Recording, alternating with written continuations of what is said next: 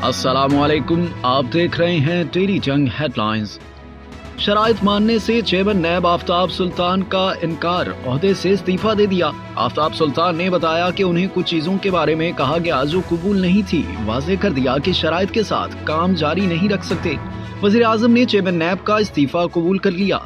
Justice retired Javed Iqbal के ओहदा छोड़ने पर आफ्ताब सुल्तान ने 21 जुलाई 2022 को चेयरमैन नैब ओहदा संभाला था।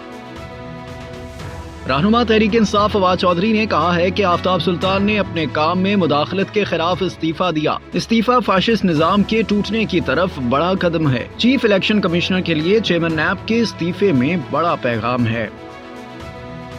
सदर आरिफ अलवी के पंजाब और खैबर पख्तूनख्वा में इंतखाबात की तारीख के ऐलान के बाद इलेक्शन कमीशन का अगला कदम क्या होगा? क्या इलेक्शन कमीशन सदर अलवी की बात मान लेगा या मामला अदालत तक जाएगा? इलेक्शन कमीशन ने आज इजलास बुला लिया। तमाम निगाहें इलेक्शन कमीशन की जानिब। नया तनाजा खड़ा हो गया। आईनो कानून की नई बहस छिड़ गई। गुज़िश्ता रोज सदर आरिफ अलवी ने इलेक्शन कमीशन से मशवरे के बगैर पंजाब और खैबर पख्तूनख्वा असम्बलियों के इलेक्शन की तारीख का ऐलान किया। 9 अप्रैल इलेक्शन की तारीख दे दी।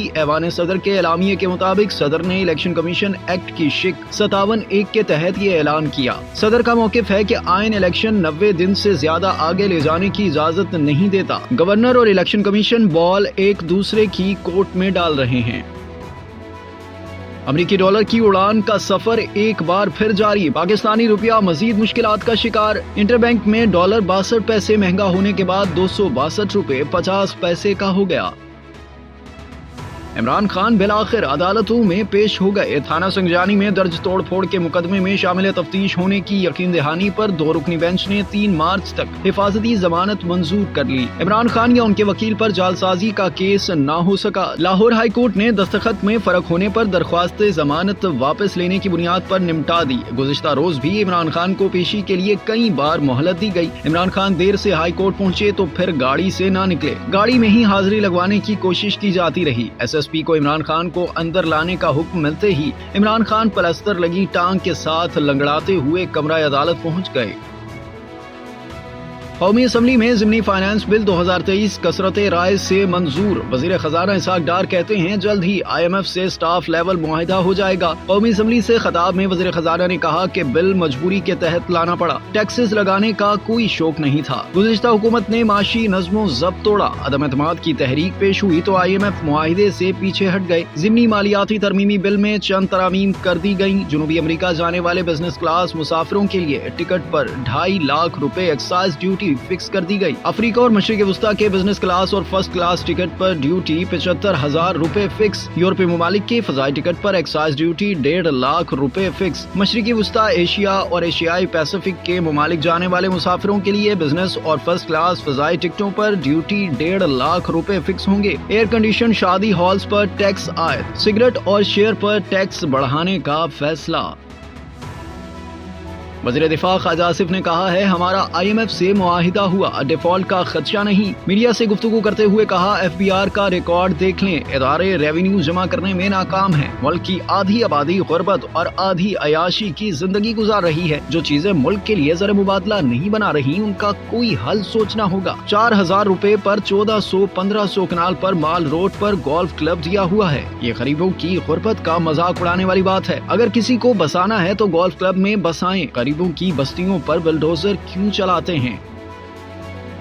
तुर्किया के सूबे हताए और शाम में 6.4 शिद्दत का नया ज़लज़ला। मजीद कई इमारतें गिर गईं। 3 अफराद हलाक, 200 से ज्यादा जख्मी। शाम में भी 130 से ज्यादा अफराद जख्मी। दोनों ममालिक में 6 फरवरी को आने वाले ज़लज़ले से अब तक 45,000 से ज्यादा अमवात हो चुकी हैं, जबकि 6,000 से ज्यादा आफ्टर शॉक्स आ चुके हैं। तुर्किया के सदर ने कहा कि इमारतों के मलबे से अब भी लाशें निकल रही हैं। अमवात की हतमी तादाद बताना मुमकिन नहीं। अब तक 1,15,000 के करीब अफराद को जिंदा बचा लिया गया है। 24 लाख मुतासरीन को तैयार खाने तकसीम किए जा रहे हैं।